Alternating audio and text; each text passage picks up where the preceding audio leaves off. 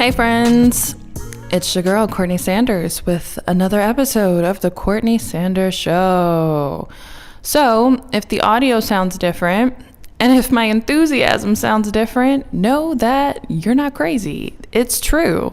One, I'm at home. I'm not in the studio like I should be because I failed to book studio time because I was procrastinating and putting this episode off because I don't want to talk about what we're going to talk about today. Why? Because I already know this episode is about to be controversial. I know it's about to be controversial because what I'm going to talk to you about today, which is basically a revelation I have been getting when it comes to being, a married entrepreneur, a mompreneur. Honestly, what I'm going to talk about shouldn't be controversial, but I know it's going to be controversial just because of how hard it was for me to accept what we're going to talk about today. However, I feel like I have to do this episode. I honestly feel like it's a God thing. Like, God's like, yo, do this episode.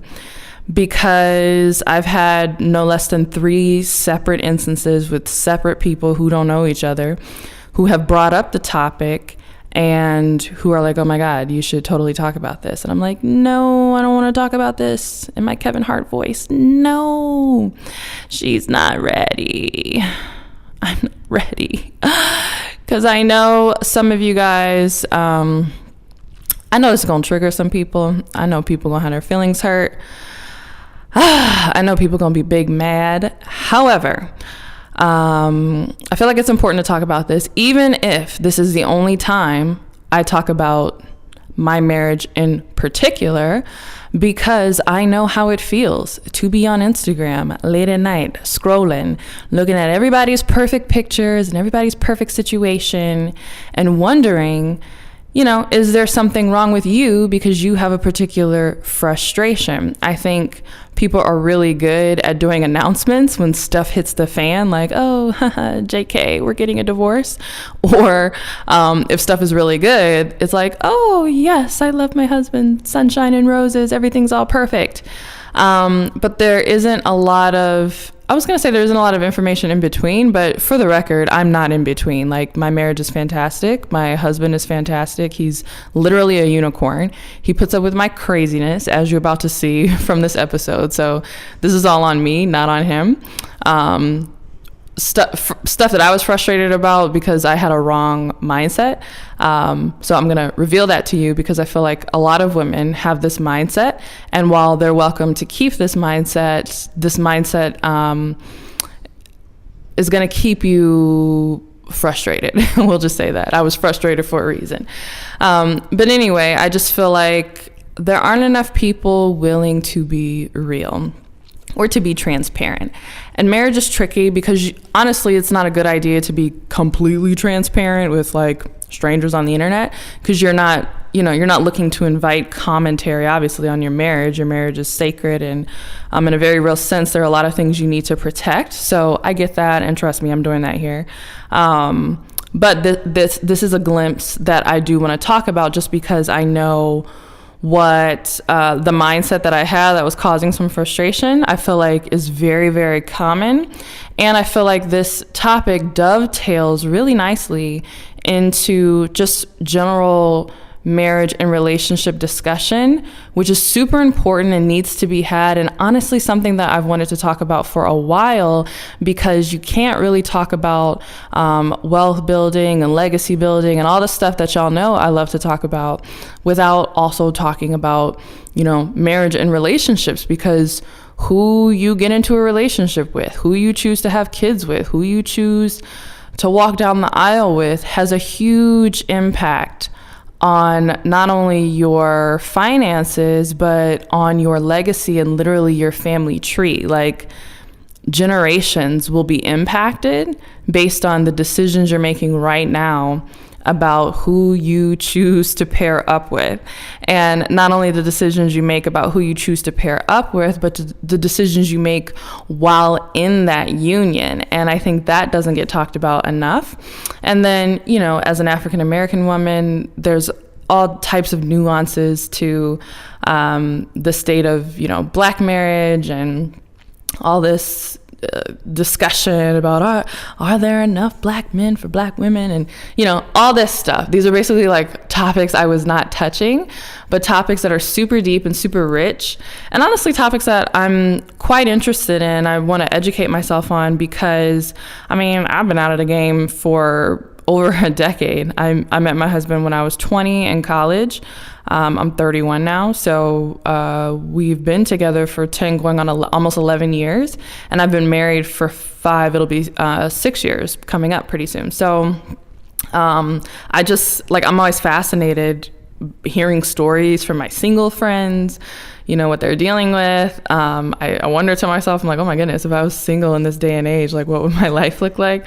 What in the world is going on with online dating? And anyway, it's just very fascinating to me. I kind of live vicariously through single people, not because I want to be one of them, but just because I'm really fascinated about honestly gender roles and how things are shaking out in terms of, you know, it's just very interesting times that we live in, with, you know, women pursuing men instead of the other way around. And I'm getting ahead of myself, but really also me talking about marriage and roles and all this stuff is important, not just from a wealth building and a legacy building standpoint, but also because it fits right in line and is a really important component with my broader topic about helping women have it all without it all falling apart.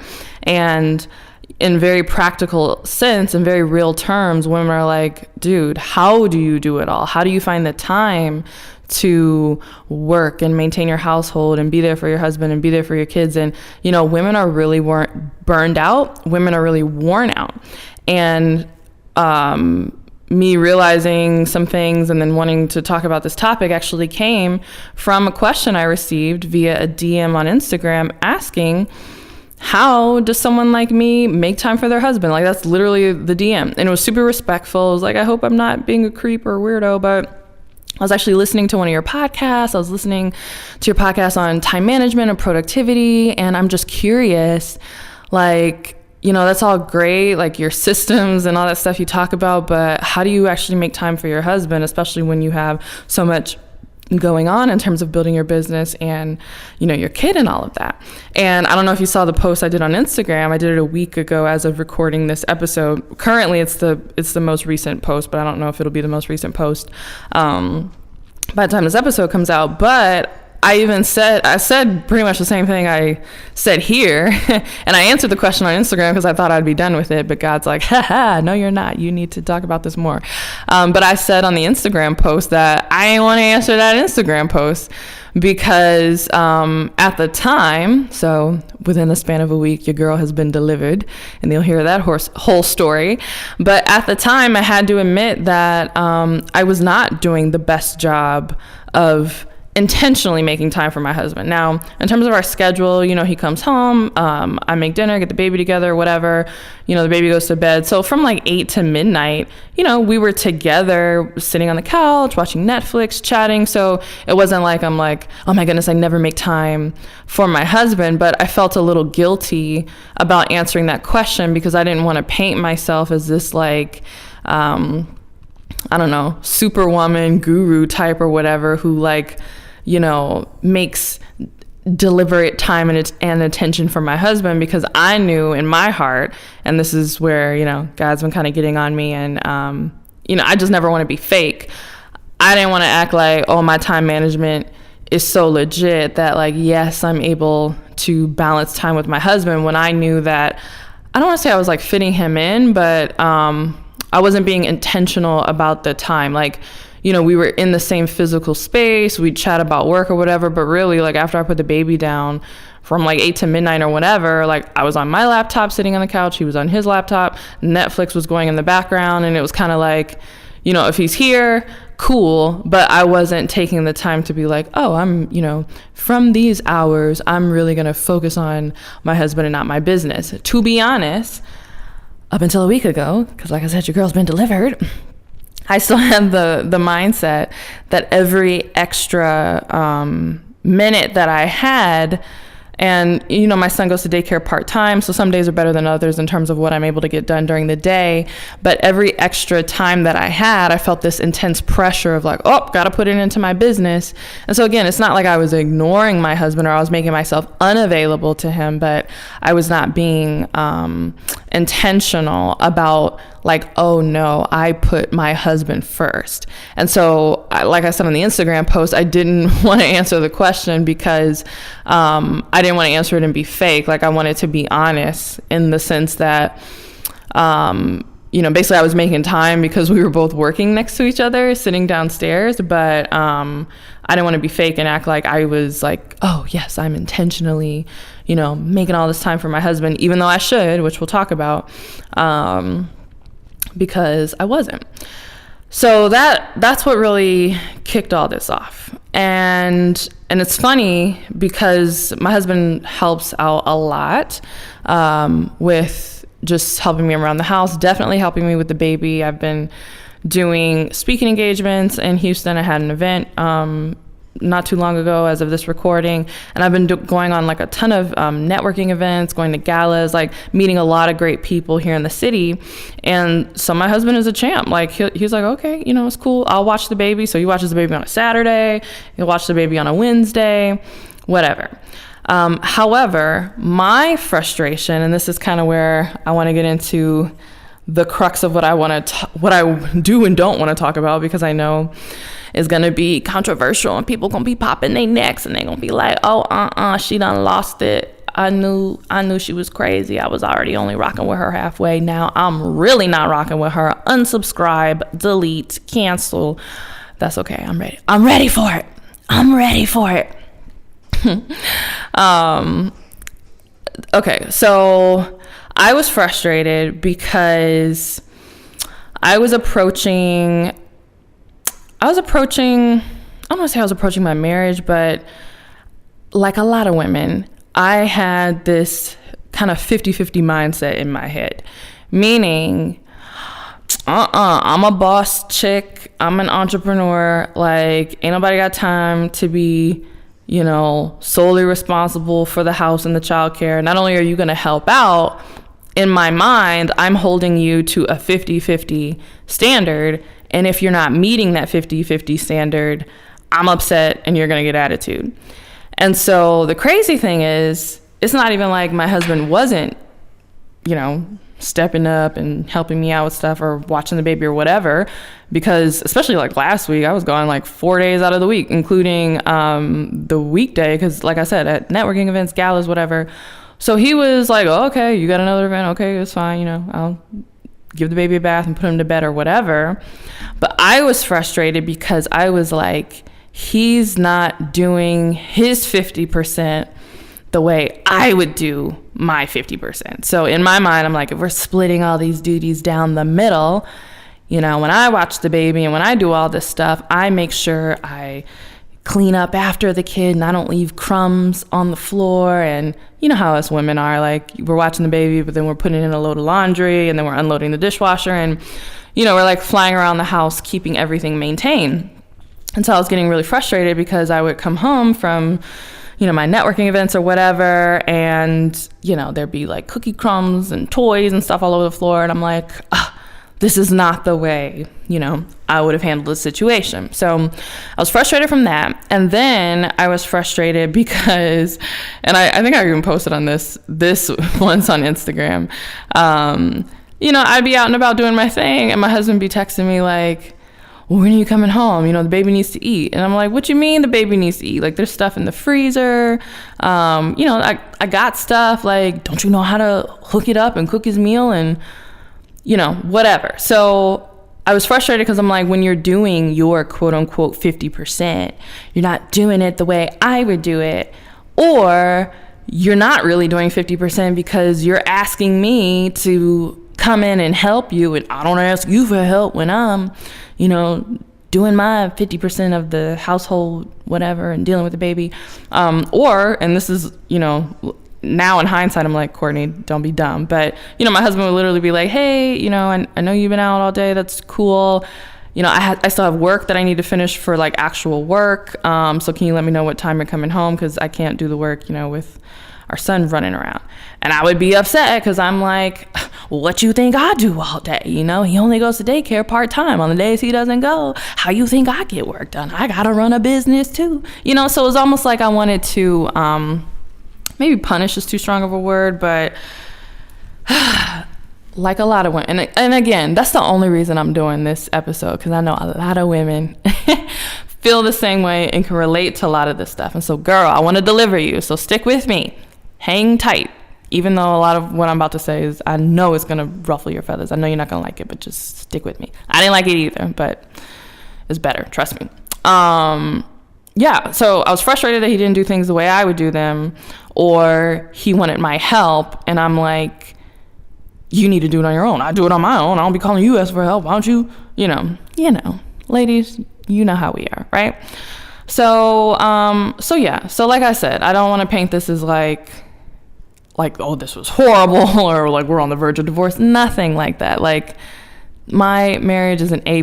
Like, in the grand scheme of things, this is like a tiny, you deal with stupid stuff. This is like one of those stupid frustrations. But I'm glad I learned the lessons, though, that I'm about to share with you guys, because I know a lot of women start here and then 5 and 10 years later, they end up with a ton of resentment towards their spouse, and they're completely disconnected and they don't know how they got there. And it's just, they allowed that mindset to fester. So this was minor in the grand scheme of things. It was like annoyances, right? I wasn't like, I wasn't walking out on anybody or anything like that, but it was just little annoyances that I felt validated in having.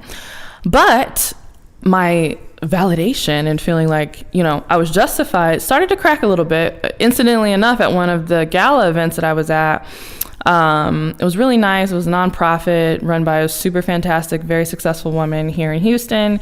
And her husband did the sweetest thing. He did this like surprise thing for her on stage. And it was like, it was just a big extravaganza. He did a big surprise for her, and it was very sweet and all that. And so while he was preparing for the surprise and was waiting for people to get on stage to kind of help do the big reveal that he had for his wife, he was telling stories, and I thought it was so interesting. He was like, my wife, she's awesome. She's so successful. I remember when she got her first contract and we were, sitting in bed, and she was like, hey, babe, I can't believe it. I got this amazing contract with this really awesome organization. And he was like half joking, but he was like, yeah. And I turned to her and I was like, oh, babe, that's great. So what are we and the baby going to do for dinner? And, the audience laughed when he said that, and I laughed too. But when he said that, for me, I was like, oh my goodness, wait a minute. So my husband is not crazy.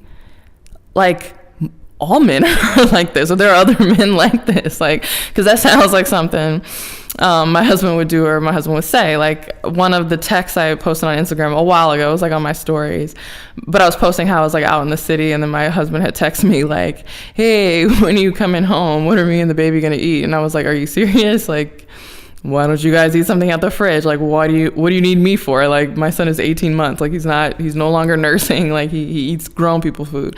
So, I posted that as a tongue in cheek, like, men, aren't they silly? But when, I'm at this high profile gala, and this like super successful woman, and her husband clearly appreciates her. And when he's being honest and he's like, yeah, when this great thing happened for her, I was like, well, yeah, that's great. What are we going to do for food? I was like, oh my goodness. Like, that's something that my husband would say. So that's made me kind of think like, okay, maybe my husband isn't crazy, or maybe he's not doing this deliberately. Like, part of my frustration with before, like, oh man, why do you like ask me for help when you're supposed to be doing your quote unquote 50-50? Or why don't you do the things I do? Why don't you unload the dishwasher when you're watching the baby? Why don't you pick up the crumbs? Whatever. part of my frustration was because in my mind, I was like, he's doing this on purpose.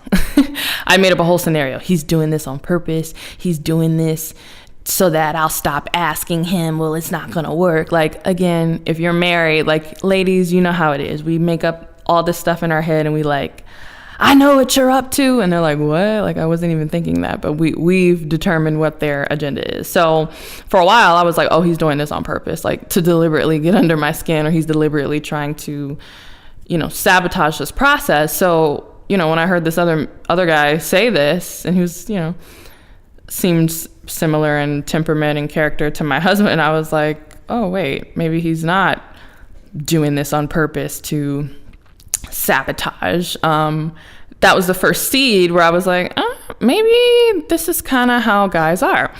So a few days later, I met up with a new friend of mine in Houston who I'm actually working on a joint venture with.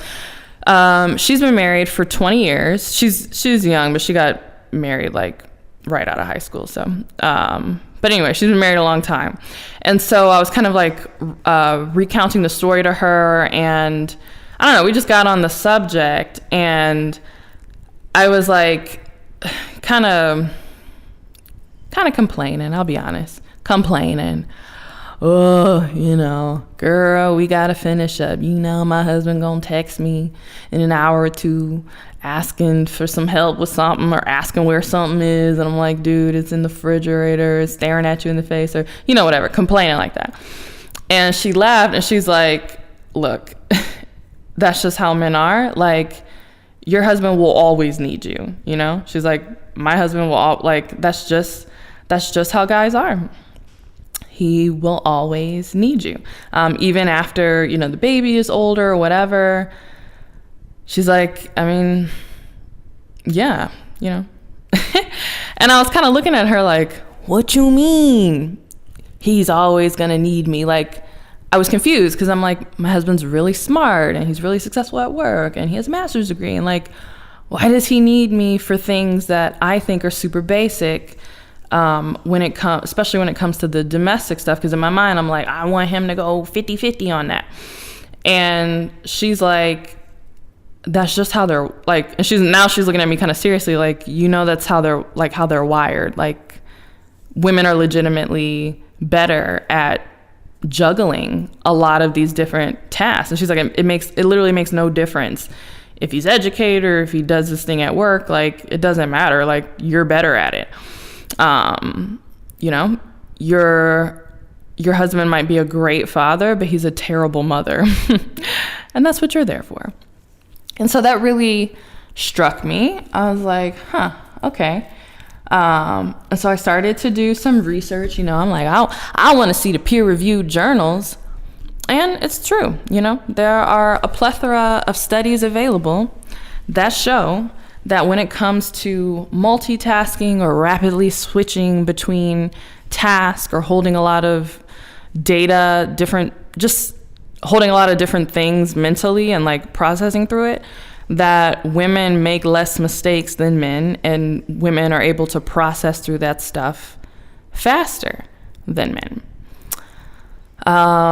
So, that started to kind of soften me a little bit. Like, okay, I'm willing to accept that I'm a mom for a reason, I'm a wife for a reason. Like, women are better at these things. And then it just started to hit me that, what?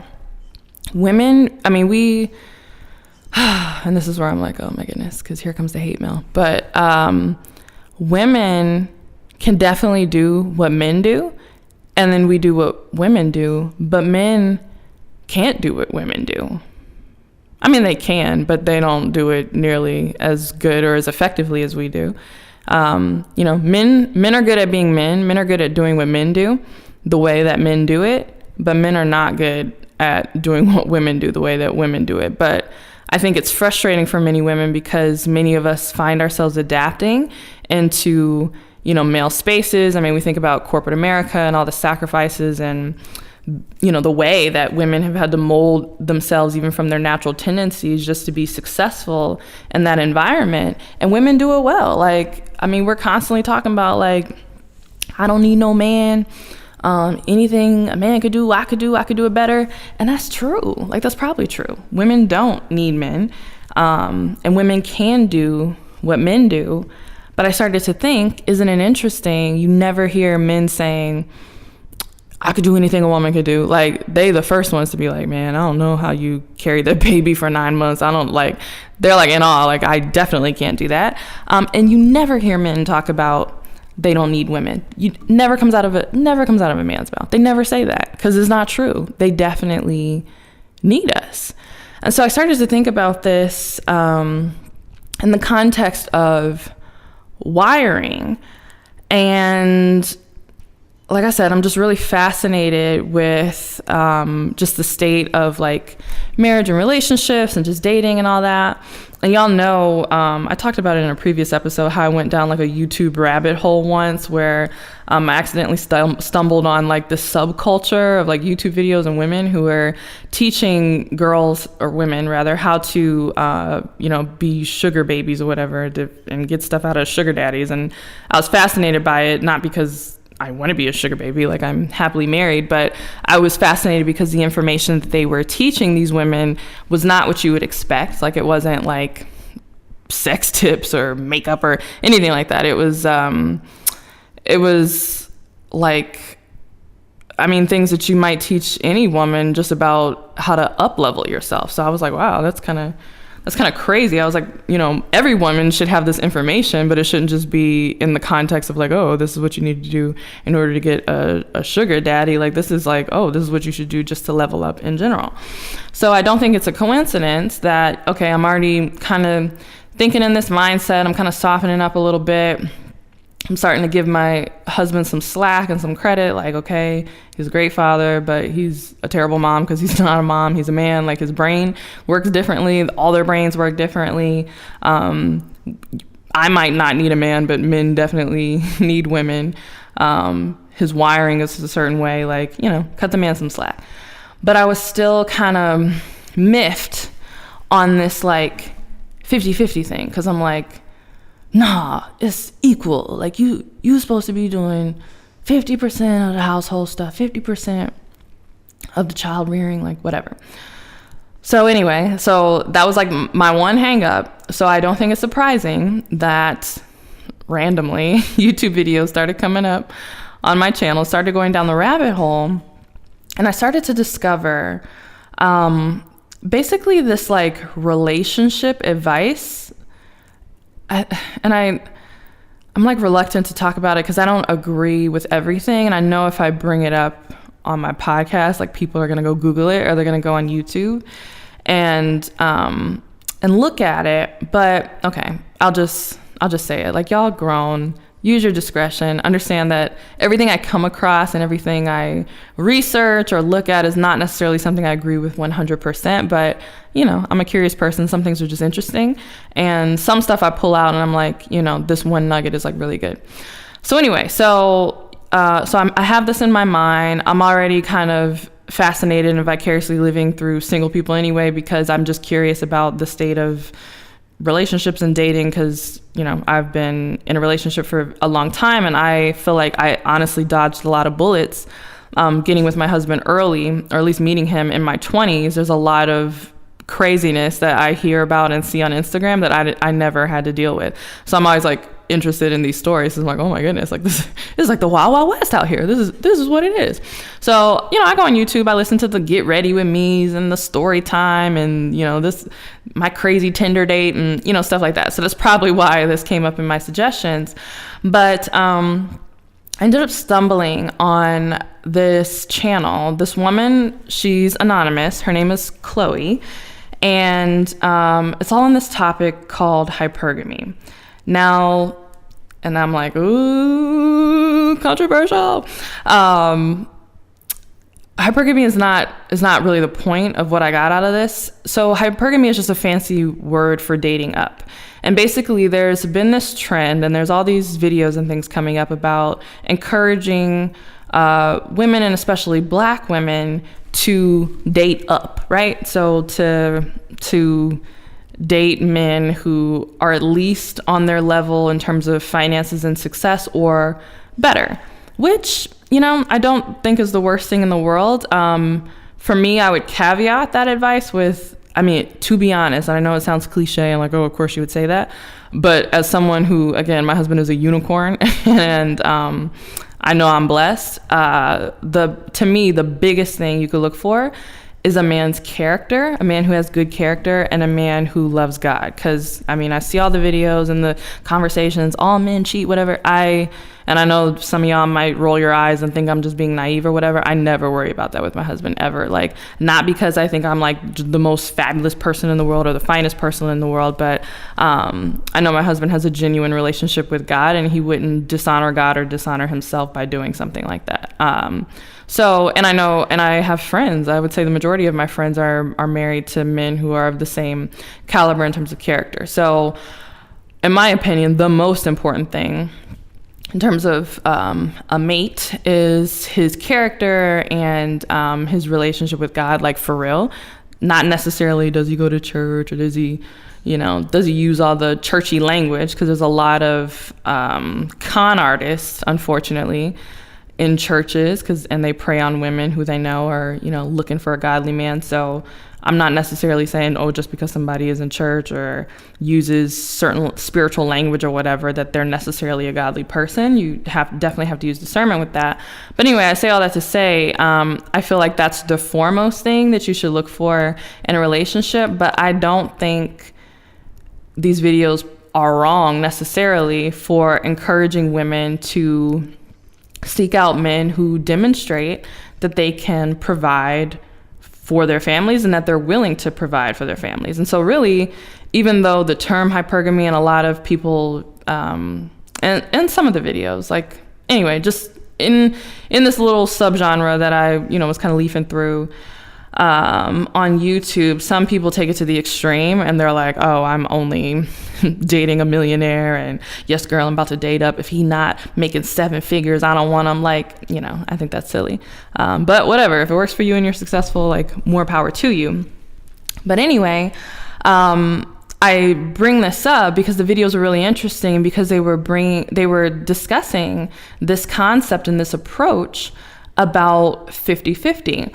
And honestly, as I was watching these videos, I started to feel kind of guilty because, these women were rightly coaching women and rightly coaching Black women that you want to be with a man who is a provider and desires to provide for his family and is willing to step into the role of being the primary provider for his household.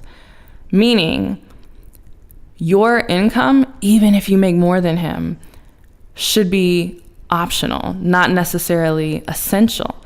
And I said this was going to be controversial. I don't care. I believe that to my core, as independent as I can be, and I like making my own money or whatever. I don't care. And gratefully, my husband feels the same way. Like, you might not always have like super fancy stuff. Obviously, you're in a household where there's 2 incomes, then there's more leeway to do fancier things. You might have nicer things. But I believe, and, these videos were talking about the problem with this 50-50 mindset. And I was like, yeah, they're right. That the husband's primary role in a marriage is to financially provide for his family. And I believe that on his own income, he should be able to provide your essentials, right? Provide for life, so to speak. So his income should be able to cover, the house, your shelter, your transportation, the basics, right? Now, again, obviously, if you have 2 incomes, then... Today's episode is sponsored by my very own private membership, the More Than One Club. I believe that we're called to be successful in more than one area of life. Why can't you have a profitable business and a passionate marriage, a hefty bank account and a healthy body, crazy self-discipline and killer style? I believe that you can have it all. And so if you're listening to this and you want to be successful in more than one area, I invite you to join me inside of the More Than One Club. This is for women who are tired of being told that they can't have it all. You can have it all without it all falling apart. So if you're looking to juggle all of your roles and your goals flawlessly, please come join us. It's really fun. We do everything from book club discussions. There's various accountability groups. I provide secret podcasts only to my More Than One Club members. So if you love listening to my podcast, there's more where that came from inside of the More Than One Club only. There are events. There's opportunities for you to meet other members who are local to you. So if you struggle with finding other people who have a similar mindset to you, it's all inside of the More Than One Club. So join us for free for 2 weeks via a 14-day trial at morethanoneclub.com. That's MoreThanOneclub, morethanoneclub.com. I hope to see you inside. Now let's get into this episode. You'll be able to do a lot more, or maybe those things will be fancier. But I do think it's the man's primary role to provide. And I think that's biblical. I mean, the Bible talks about how, a man who doesn't provide for his family is worse than an unbeliever. And I know a lot of people like to point to the Proverbs 31 woman, whom I love, and I think she's a great example of being entrepreneurial. But if you read that and you read the subtext of it, you don't get the sense that what she was providing, even though she was providing a lot and doing a lot, was necessarily essential to the household. It talks about how, they have better linens, and her family is dressed in fine purple and all this because of the extra entrepreneurial things that she was bringing to the table. But you don't get the sense that if she wasn't doing all these things, that they weren't eating or that they didn't have any clothes. Like, it talks about how, her husband was honored at the city gates. And if he's sitting at the city gates, and that meant that he was a leader in that city, typically in, ancient Near Eastern culture, in the time period that the Bible was written, men sitting at the gates meant that they were among leadership of a particular city. So her husband definitely worked. He definitely was a leader. Their household needs were more than likely cared for and taken care of. And within that abundance, she was then able to go out and buy property. So she bought a vineyard and was trading, and she did all this stuff and brought extra to her household, and that in turn brought extra honor to her husband. So I think even if the woman makes more, even if, whatever, you get in a relationship and you start some business and you become a millionaire, that's great. Maybe you guys will be able to do a lot of fancy things, but if the stuff hits the fan, you get sick, anything happens, it's his job, not yours, to figure out what y'all gonna do. And he should have an income that should be, at the bare minimum, be able to cover all of your basic necessities. So anyway, I'm watching these videos, and on one hand, I'm like agreeing with a lot of stuff, and I'm like, yep. But on the other hand, I'm like, man, it's really sad that women have to be coached on that. Like, they have to be coached on the man should be the provider, and no, you shouldn't be rushing to pay for dates, especially not the first date, and no, you shouldn't be giving men a bunch of money, and y'all not even married. I was like, oh my goodness, what is the state of relationships? But I was feeling guilty and convicted because, like I said, my husband takes that role seriously. So, even though I run my business and I like to make money and do whatever, to be frank, my income is always considered extra in our household. I don't have to work if I don't want to. And again, I feel like this is something God is pushing me to talk more about, because, to be honest, I didn't want to bring that up, or I didn't want to talk about that, because this girl boss culture kind of even had my mind warped and feeling like, if you are blessed with a husband and if you're married, if you as the woman marry, which, I mean, you're making a lot of sacrifices, you're committing your fidelity, to this person, you're committing to have children with this person. There's sacrifices in terms of, your body and different things. Ask me how I know. #stretch marks. You're giving up a lot, to be with someone. But I just in realizing this and listening to these videos and how women had to be coached on like, yeah, you need to make sure, like, don't get women who aren't providers, and it is his job to financially provide for you. Like, that's his primary role. And I was like, ooh, I'm sitting at home and I got someone who does that and doesn't have to be coached on that. Like, he takes that very seriously. I felt guilty about that, and like that was something to hide because it somehow invalidates, you know, your independence or something, which is crazy. And then I started to realize, why are you trying to be independent in your own marriage? Like, you're married. You're, by definition, you two are interdependent, right? And I know that goes against what's popular and commonly taught, but it's the truth. And it's totally different, you know, if you're single and doing it for yourself. It's totally different, you know, if you're a single mother or whatever, your marriage doesn't work out, or, you know, I know there are nuances. I know people, what about, I had this situation? I'm not talking about that. I'm just saying, in general, when you make the decision to get married and you as a woman are agreeing to sacrifice some things and, come up under a man's leadership in your marriage, he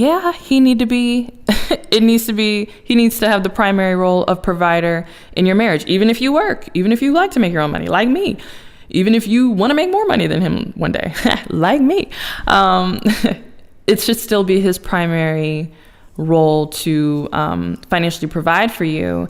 And I think it's sad because honestly, there are a lot of blessed women like me who don't talk about that enough because it's a source of shame. But like, why? Like, we all know that we know how to make money. Like, y'all literally watched me quit my job. I posted my income reports. Like, I have receipts. Like, everyone knows I know how to make money, So I don't know why I was feeling like guilty or something. I don't know.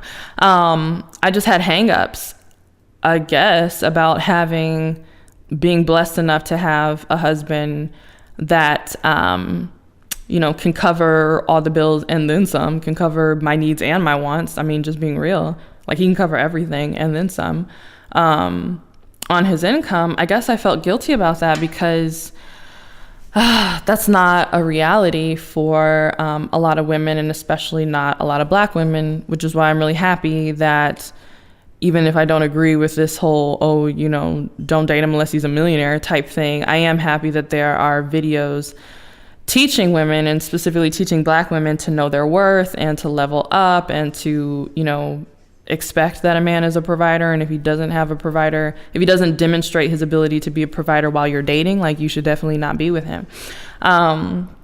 So in listening to this stuff and realizing how I would never, like, I was thinking about like what I would teach my own daughters if I ever have daughters one day. Something tells me I'm probably going to end up being a boy mom. I'm like, no, I want a little girl.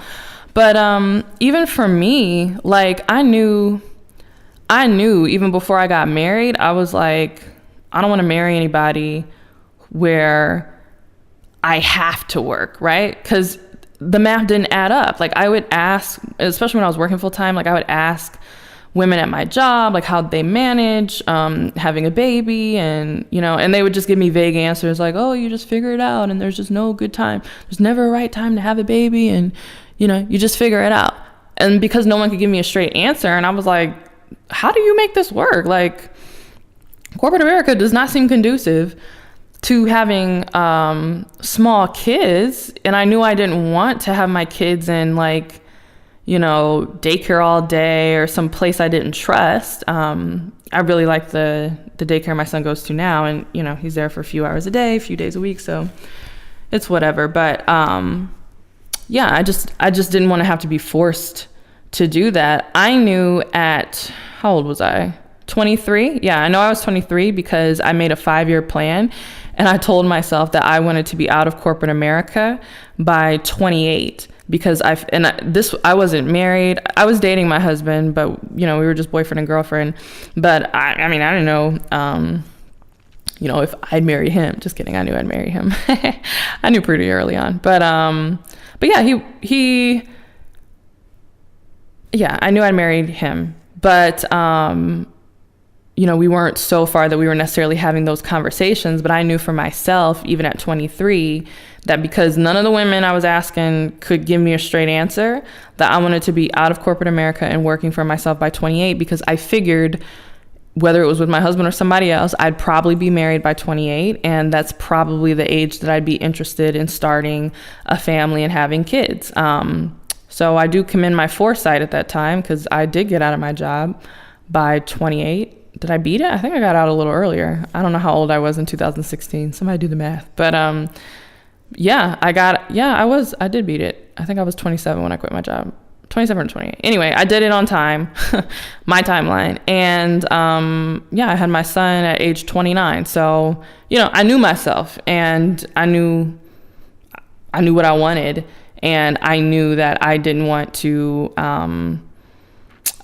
have to be required to work a traditional job. Like, I didn't know if my business would be uber successful. I figured it'd be. I've always had kind of like I don't want to say a hustler's mindset, that's too much, but I've always been business minded. So I've always been confident in my ability to figure out a way, and I knew that I'd probably figure out how to learn how to make money or whatever. But you're 23, I was like a broke college student. I didn't know what my financial situation was going to be. And I knew I just wanted the option. Like, even if I just wanted to stay home for a few years while my kids were small, I just knew I wanted that option. And so I was listening to his videos. I was like really grateful that I was like, oh snap, my husband does take on this role. And I was like, wait a minute, I don't have a 50-50 marriage.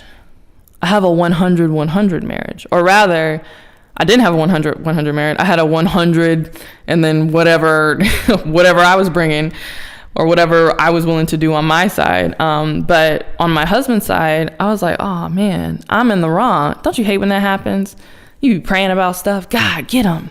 Tell him he's wrong. And then you realize you're the one that's wrong, messed up. Yeah, I realized I was wrong.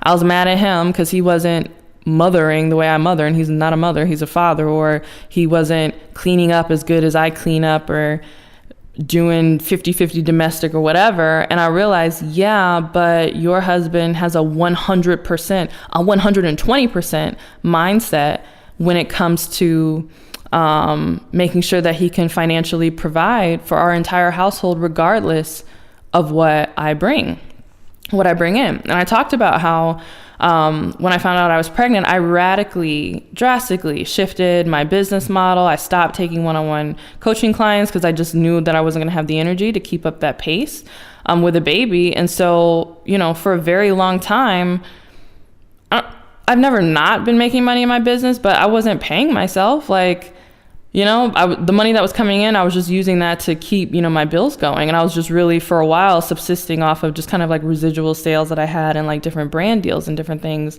that was going on. And even now, I'm still reworking a lot of things in my business. So I'm still not like 100% necessarily where I want to be, or doing 100% what I want to do.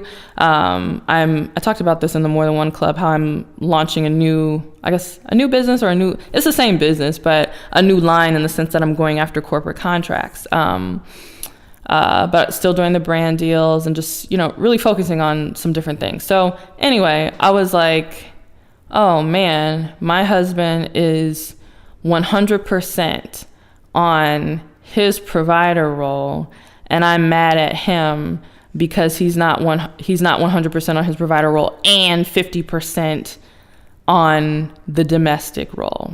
Burn. And so I had to ask myself, and like I said, this is where it gets controversial. I know it's going to rub women the wrong way, because it rubbed me the wrong way. But I was like, okay, if he has taken on 100% mindset for financially providing for his family, and we all know to run a household you need money, but also the day-to-day operations need to be taken care of. Well, who's going to do the day-to-day operations? And is it fair to beef with him because it's not always an equal 50-50 on the domestic stuff, when he never requires anything of me on his stuff, I mean, he likes it. When I make money, he'd be like, yeah, run me that check. Like, he likes it, but he never requires it. He doesn't balance the budget with my income in mind, So I had to eat crow and be like, you know what? I was wrong. This 50-50 mindset that's not the way to go. It should be 100-100. Not to say that the opposite spouse doesn't help out on, the other side or whatever, but in terms of ownership, like, own what you own, And maybe it looks, like I said, I'm not telling you how to run your marriage or whatever. Maybe your marriage is different, or you have reverse roles or whatever. Do you, whatever works for you. But I knew that I was in error in the sense that my husband was 100% owning his role, but I was not 100% owning mine, because I felt a certain kind of way about it. I guess, like, I don't want to be responsible for this stuff, which is super sad because we have a housekeeper, like daycare, I was like, girl, you soft. I think about what my ancestors had to do, and even like my grandparents and great grandparents and stuff they had to deal with, and working 2 jobs and cleaning houses and taking care of kids and stuff like that. Like, I was like, oh, Courtney, you're soft, which was further validated when I went out to lunch again with the friend that I mentioned, who has been married for 20 years. And I was kind of processing this with her, and like my realization about this and the provider, and kind of like, I've been beating him up because he's not 50% on my stuff, but he's 100% on his stuff. Like, what am I doing? This doesn't make any sense. And she was like, yeah, we forget. She was like, you know what? We forget that we all have a burden to bear, right? Men have a burden to bear, and I think that's not talked about at all.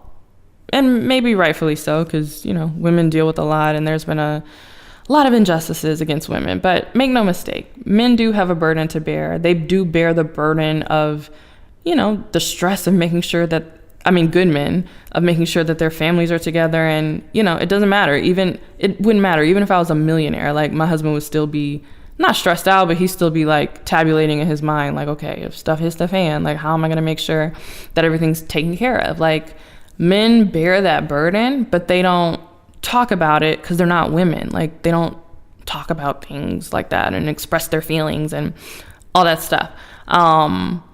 But even as men have a burden, women, we have a burden too. It can't, I don't want to say that. It's not for me, it ain't a burden. Like I said, I'm soft. In my mind, I had made it a burden, but I'm like, girl, you don't have a burden. Like, you have a housekeeper every week. You have daycare. Like, you live in a nice house. You drive a nice car. Like, chill out. You have a provider husband. Like, I don't really have a burden. But I was making myself out when I was having my pity party to feel like I had a burden, because I was like, oh, well, there are times when after I've, dealt with the baby and cleaned up, and, if I decide to give my husband some time, if I then want to have time left over for my business, I'm going to have to stay up later. I'm going to have to get up earlier. And my friend was like, then that's your burden. Like, which again is not a real burden, but it was just so eye-opening to me, because it made me realize that while I think, yes, self-care is important, and y'all know I'm grace over grind and all of that stuff, don't get it twisted. It doesn't mean that you won't have to carry things, or that you won't have to push, or that you won't ever be uncomfortable, or that nothing will ever be required of you. And it was so true. She was like, if that's the case, then that's your burden to bear. But remember, in the Bible, it doesn't say that, Jesus would take your burden away from you. It says that he would make it lighter. And that's the point.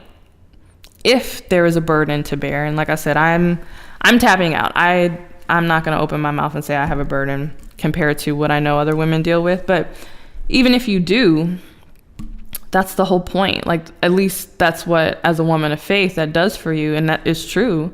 Like, God will make your burden lighter, meaning you can bear it, you can sustain it. But I think sometimes in our success conversations and our how do women have it all, it's like we're looking for the answer that doesn't require anything from us. And we want everything to be super even and 50-50, not realizing that both spouses and both genders and like, just even if you're not married, like whatever, just we all have our own individual burden to bear. Some people's burdens are heavier, some people's burdens are lighter. But I can do all things with Christ who strengthens me. And again, I don't really have a burden. I'm not gonna say I do when I don't. But yeah, that was just super eye-opening for me because I realized like I was tripping. I was really tripping. And to be frank, some of y'all are tripping too. Some of you, there's someone listening to this who's tripping. And she's married to a good man who wants the world for her. And she's tripping because she's doing tit for tat and tallying and, you know, comparing her burden to his burden and wondering if things are equal and 50-50. And so, like I said, it's going to be controversial, but I don't think it should be 50-50 in your marriage. I think it should be 100-100. And of course, you know, you support each other as best as you can, but I think each spouse needs to take ownership of whatever is theirs to own.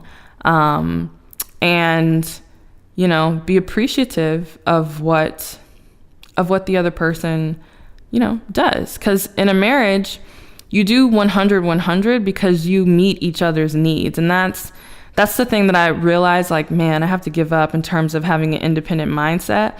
The reason you can't be independent in marriage, and I know maybe a lot of you who listen to this aren't even married, but I just, in the hopes that, you know, maybe you want to get married or whatever, I wanted to talk about this because if you bring an independent mindset into your marriage, it's not going to work out. You're going to be frustrated. And I'm glad God caught me at the frustration phase and didn't allow it to boil into resentment or something worse.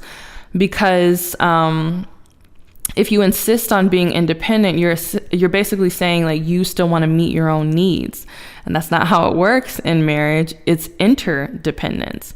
And while you don't want codependence, where you're dependent on your spouse for everything, in terms of you two now being one flesh, like to some degree, you need to have faith that your spouse will, if you meet their needs, like your spouse will meet your needs in return. And in particular, I guess wrapping up, but because I know this is getting long, we're already at an hour. But specifically with the videos, like I said, I like this Chloe person. She's anonymous, but I like a lot of her content, even though I don't agree with everything, and I don't necessarily agree with the over focus on materiality. At least it seems like it's a focus of materiality above character and, like, you know, the man's relationship with God. But what I do like, and what was even eye-opening for me with some of her content, was her discussion on femininity and how important it is that as women, we make that a high priority, and we commit to pouring into ourselves and pouring into our femininity because it has such great benefits. And so that was really eye-opening for me, because I was like, wow, not only am I putting my business first in the sense of giving all my extra time to my business after, you know, I've taken care of my son, not only was I, you know, shortchanging my husband, I was shortchanging myself, y'all. Like, I have not been working out. I worked out today, yay. But, you know, up until this realization, I was not working out. I was kind of eating crap, you know, and I was telling myself, oh, I'll get it together next week. And I was just not getting it together. And then I was wondering why I was tired all the time.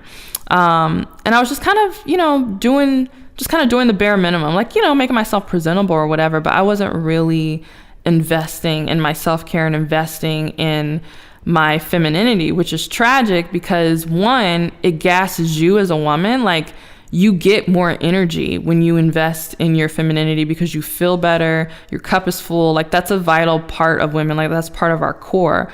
And how you pour into your femininity is going to be different for every woman. So I'm not saying every woman needs to run out and buy a pair of heels and lipstick and get her nails done or whatever.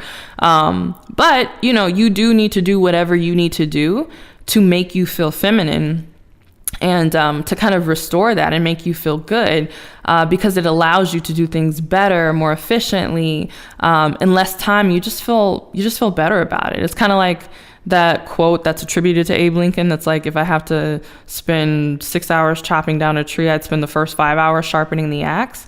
Like, pouring into your femininity is sharpening your axe for you. And I wasn't doing that. And then I was wondering why, you know, I was tired and drained because I wasn't working out. I wasn't, you know, putting time and energy for myself. But, you know, these videos, and I'll link to them, but Chloe's videos in particular, I was like, oh, she telling the truth.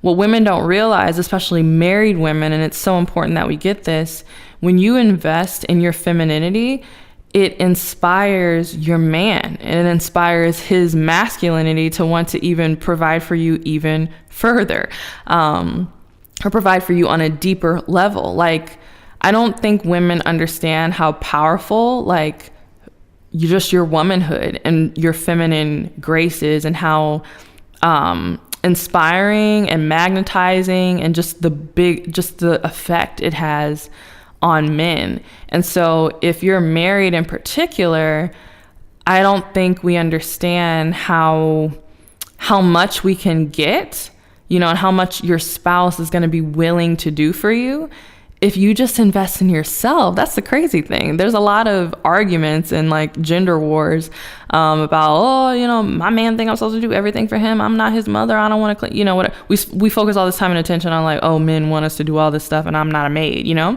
But really, what men really want you to do, I mean, for real, ask any man. Most men don't care. Like, okay, whatever, the dishes are dirty. Like, they care less about that. If you only had so much time, they want you to spend it literally on you. Like, they would rather you invest in yourself and you get your hair and nails done and you look good and you feel, you know, you feel good. You bring that sex appeal back for you. Ask any men, 9 out of 10 are going to be like, yeah, go spend the afternoon doing that. Like, whatever, we'll do the dishes later.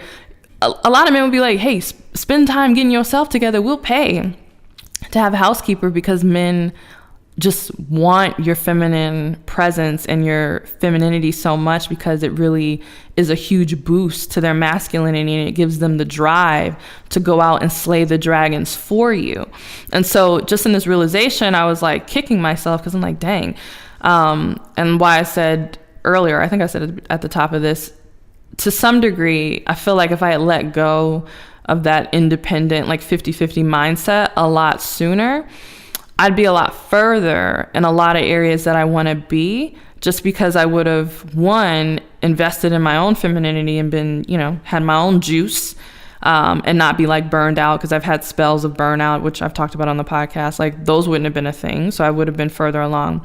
But also, I'd have been, you know, inspiring my husband to do even more. Like, and he does a lot, even when I'm acting up. So I'm like, dang, if I'm getting all this when I'm acting up, how much more would he do if I was just simply investing in myself? Like, men just want you to take care of yourself. Like, they love it when you look good. They love it when you feel good. Like, they just love it. Like, just be feminine. Just pour into yourself. And I know this for a fact. Like, I mean, I even experienced that this weekend, because last week, like I said, I learned all this stuff and kind of came to this realization and decided I was just going to chill out. And my friend who was married 20 years, she told me that. She was like, you need to bring your testosterone down.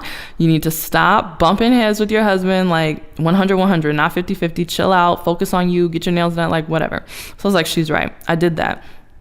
And it's been fantastic. Like, it's been crazy. I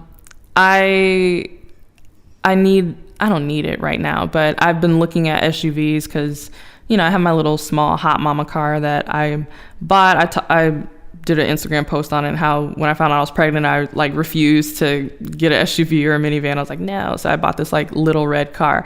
And I love my car. I love her. But getting the baby, he's getting bigger. Getting the baby in and out of it is starting to be a drag because it's a small car. So I've been thinking to myself, I'm just kind of mulling over, like, yeah, I'm going to need it within the next year or so. Like, I want to trade it in for an SUV.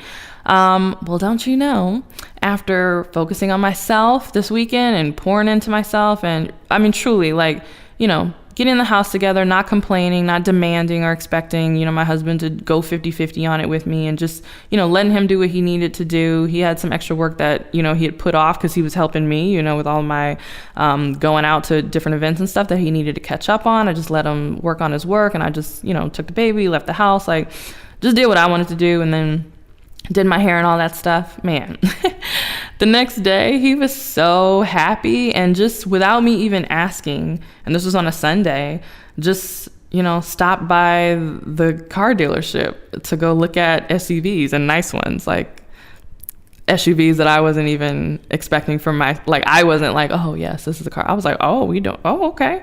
You want me in this kind of truck? Thank you, boo. Yeah, it was just like, hey, let's just stop by the dealership. We're not buying a car or anything, but I just want to, you know, take a look at it, get some pricing, like, you know, just so I know what we're up against next year for your SUV. And I'm like, thanks, babe. And that's how it should be. That's how a man should treat you. That's how your relationship should be. And this is how, I mean, honestly, this is how, as a married woman, because like I said, it's different if you're single.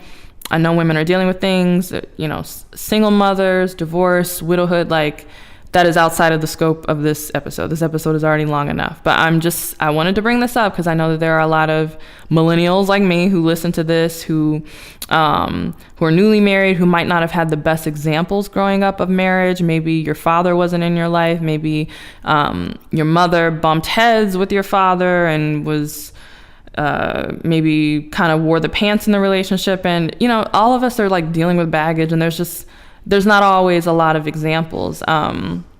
And so I know a lot of women are always asking me, like the DM I got, how do you stay productive? How do you make time? Whatever.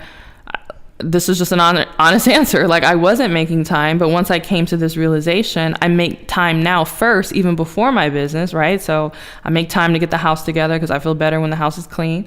And I make time to get the food together because I feel better when there's healthy meals, you know, already prepped. Yes, I do that work. Does my husband help? Sure, but I don't demand that from him anymore.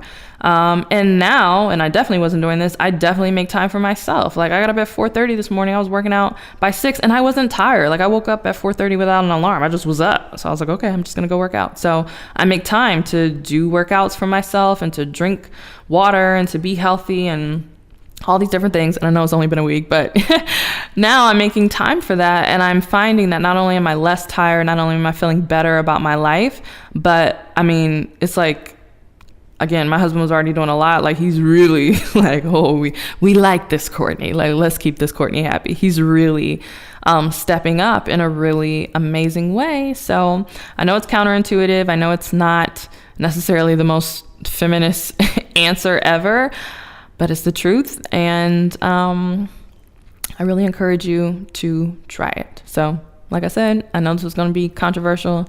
I know some of y'all didn't like what I had to say because you ride or die 50-50s, but I'm on that 100-100 train. And if you want to follow along on my journey, I'm going to be documenting this. I'm going to be documenting a lot of the stuff that I'm doing. I'm documenting the new business. I'm going to stop saying new business. It's not a new business. It's a new business line within my business, but I'm going to be documenting that. I am going to be documenting just, because it's all a part of the process, like how to have it all without it all falling apart. Like, I never come at you as a guru. I come at you as a guinea pig. And I just know a lot of women need help with this. So if you want more details, I post my goals every week and my progress inside of the More Than One Club. So you can check that out. You can get a free 7-day trial by just going to morethanoneclub.com, or you can go to CourtneyLSanders.com/morethanoneclub. The links will be provided in the show notes. Definitely check out these videos from Chloe. I'll link to some of my favorites that I've really enjoyed thus far, as a married woman that have helped me. I think that she's really going to help a lot of people. Again, I don't agree with everything, this mindset of, and she doesn't say like, oh, you should only marry a millionaire, but this slightly over exaggerated focus on finding like a super rich or well-to-do guy, I think is unnecessary. But I think the heart and underlying heart of her message about, you know, vetting men and making sure that they are providers, and that women, it's okay to want that and to even expect that in your relationships. I think that's really good. And her message about investing in your femininity and what that looks like, I think is good. So anyway, I'll link all that in the show notes. Feel free to send me hate mail. Just kidding. But yeah, so that's the story of a Black girl in her marriage. Or how do I make time for my husband? I'm not sure what I'll name this, but that's the episode. Talk to you guys later. Bye.